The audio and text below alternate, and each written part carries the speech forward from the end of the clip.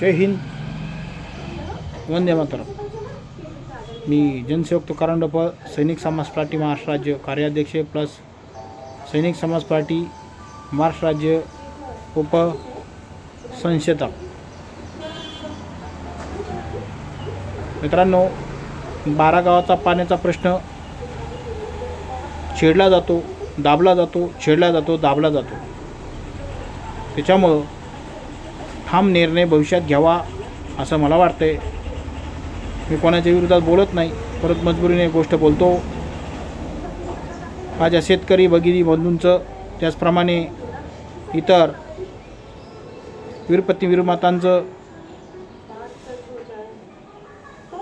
शिरूर तालुक्यामध्ये हक्काचं पाणी आहे. त्या हक्काच्या पाण्यासाठी प्रत्येक प्रतिनिधीला निवडून देऊन सुद्धा जर आपल्या पाण्याचं जर प्रश्न सुटत नसेल, ही मोठे दुर्भाग्याची गोष्ट आहे.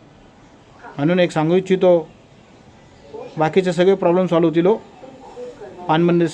पानबंद रस्ते खुले केले जातील, निवडणुका पुन्हा येतील, पुन्हा जातील, बऱ्याच गोष्टी होतील. परंतु माझ्या मावमाऊली जनतेचे, माझ्या शेतकरी वर्गाचे, माझ्या 12 गावांच्या पाण्याचा प्रश्नांचा राहिलेला 40 ते 45 वर्षाचा प्रलंबित रस्त्याचे प्रॉब्लेम, त्याचप्रमाणे माझ्या काळभोर जमिनीला लागणाऱ्या पाण्याचा प्रश्न, हा प्रश्न सुटत नसेल, हे मोठं दुर्भाग्य आहे.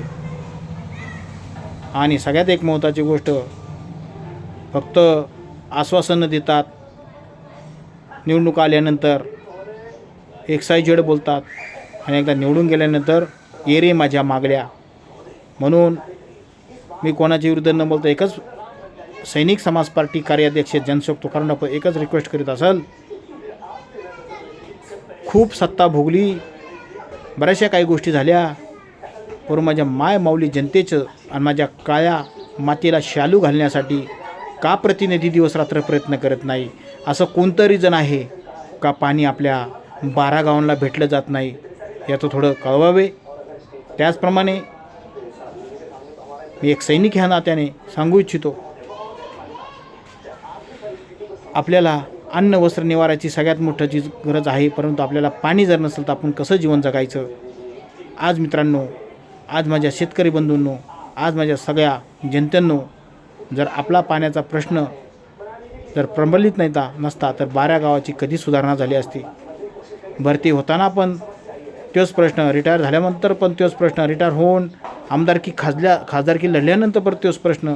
त्याच्यामुळं आवर्जून मला लावू यावं लागलं. सगळ्यात एक महत्त्वाची गोष्ट, जर पाण्याचा प्रश्न जर प्रलंबित नसता तो कुठंतरी पाण्याचा आपला साठा झाला असता, कुठंतरी काहीतरी प्रश्न सुटला असता. माझ्या काळ्या मातीला हिरवा शालू घालण्याचं काम आपण केलं असतं.